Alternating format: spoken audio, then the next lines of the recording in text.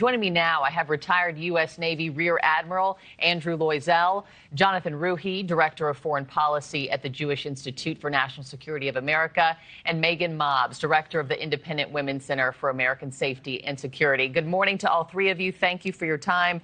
Admiral, if I could just start with you, that breaking news that we just got in within the last 5 minutes or so. Israel saying the IDF has killed Iran's intelligence minister.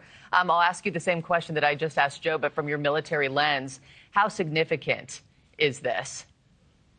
I would say it's significant from two really different perspectives. The first is it's an indicator of how deep and thorough the intelligence penetration into Iran is. That, after the first strike, when everybody in Iran has got to understand that, okay, we know where you are right now, that, 2.5 weeks later, we're still able to find these people and target them. It just shows how deeply we're penetrated into that. And then, obviously, from the Iranian perspective, to lose their intelligence minister is a major impact.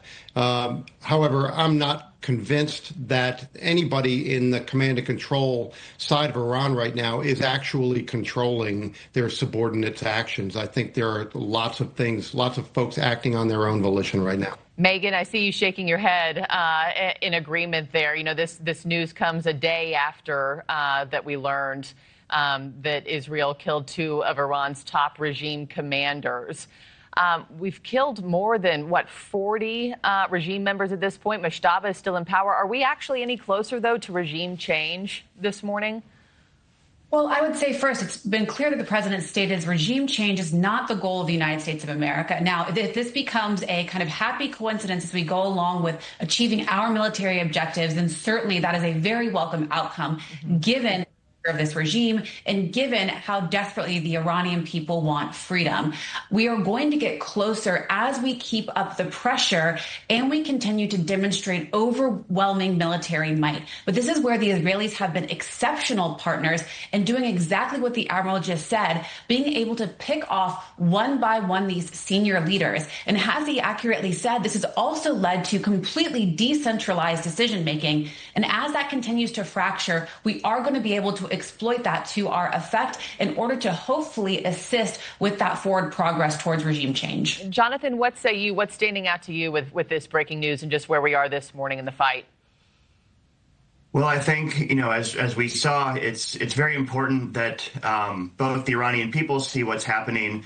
I think the timing is not coincidental. We heard Prime Minister Netanyahu say that these, not so subtly, that these strikes are intended to come on a significant date of Iranian New Year, and we see opposition members in the diaspora sending signals to the Iranian people to say, look, we have our own ability to stay in this and to marshal, people to come to the streets. I think what ultimately will be important is obviously the killing of all of these leaders is significant for the reasons we've discussed. I think when regimes start to crumble and collapse is when the middlemen and the foot soldiers on the street, the besieged, who are not committed to this to the end, decide that it's not worth it and put down their arms. And that process is always gradual until it's sudden. Admiral, speaking of people just taking to the streets, we heard from Joe, the Iranian he spoke to a little bit ago, saying it's just not safe enough for us to do that and directly oppose the regime in the streets. But I'm curious why we saw so many protesting at the beginning of the year, but then, now maybe possibly won't be rising up in the streets when the time comes to do so. What has changed? Well, certainly the regime's actions in the last case, and we've seen reports of 30,000 plus that were killed in that effort to suppress all of those protests. So that's clearly weighing on people's minds. And I think they're really looking for what was just said about some indication that the regime is starting to crumble, because it's really the protests control at this point in time is going to be done at the local level as well and not going to be centrally coordinated. So what they need to see is some type of indication in their, around where they live that makes them believe it's okay to come back out and protest. Megan, let me talk to you about just the NATO portion of this, because obviously President Trump is not happy with allied countries right now. He wants them to come forward and help reopen the Strait, police the Strait. Their argument this morning is you didn't even consult us before this war. We're not going to give you our resources now. Trump is saying we spend trillions of dollars and we need help. Does he have a legitimate gripe here? Yes, I mean, I think this is extremely frustrating. We have clearly spent ample money, ample resources in order to reinforce all of NATO for many, many, many years. And so when we have the United States now coming to them saying, we would like your assistance, specifically, by the way, with helping doing escort missions through the Strait of Hormuz, France certainly has this capability. They are very well equipped to do this. And for them to not even consider this and kind of push it to a side is, quite frankly, extremely damaging to the relationship. Though I would also argue, and you saw President Trump say this was a little bit of a test. We don't necessarily need our allies in order to accomplish this mission. This was asking them to join us. Them rebuffing it, I do think, was quite significant, and the president is right to be angry about that. Jonathan, let me give you the last word. Any follow-ups you'd like to say to Megan there? And also, do you think that we are still fighting this war in 6 months from now, a year from now?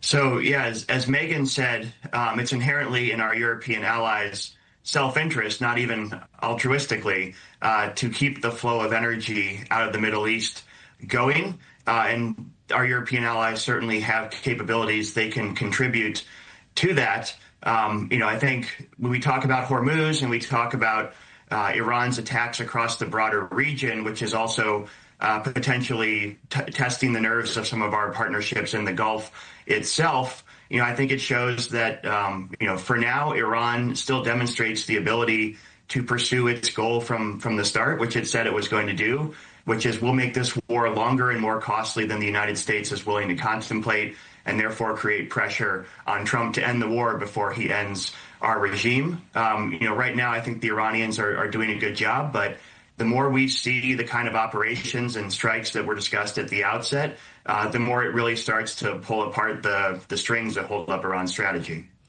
Well, so many developments overnight. We'll see what today has in store. I got to end it there, but Jonathan Ruhe, Megan Mobbs, Rear Admiral Andrew Loisel, thank you all so very much. We appreciate your time this morning.